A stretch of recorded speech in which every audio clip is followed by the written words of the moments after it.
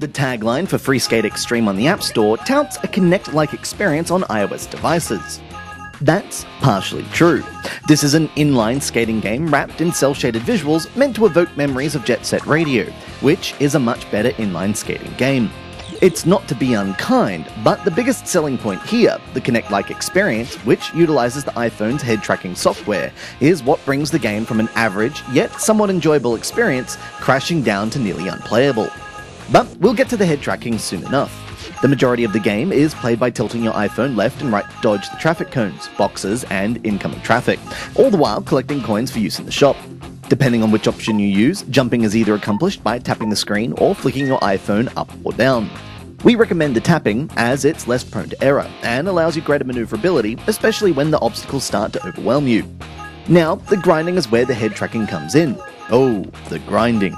It's amazing that in a game like Tony Hawk's Pro Skater, grinding can be one of the highlights, but here, due to the complete failure of the control input, becomes something to fear and avoid.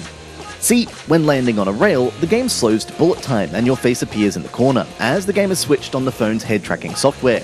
You need to move your head left or right to have your skater lean left or right collecting coins, but most importantly, dodging incoming rockets. Apparently the city fires ballistic missiles to keep skating out of the public eye. This head tracking just doesn't work.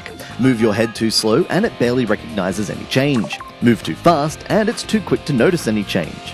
There's obviously a sweet spot, but after multiple tries, it was unable to be found. The game looks great as it uses the cel-shaded style to positive effect, and the animations, specifically when you're jumping and dodging, do a lot to immerse the player. Like most games, the cost of shop upgrades are pretty steep to persuade the player to go to the in-app purchase route, and leveling up via completing missions is certainly present, as it is in most games these days. If the head tracking worked well, it would be a gimmick tacked onto a decent but not extraordinary endless skating experience. But it would have been received a lot more positively. As it stands, it sort of brings down the rest of the game and leaves an unpleasant impression. Perhaps that's just a failure of our review experience, and others will find the grinding engaging and enjoyable. But we're of course talking about grinding on rails, and not all the playing you'll have to do to collect enough coins to upgrade your character in the store.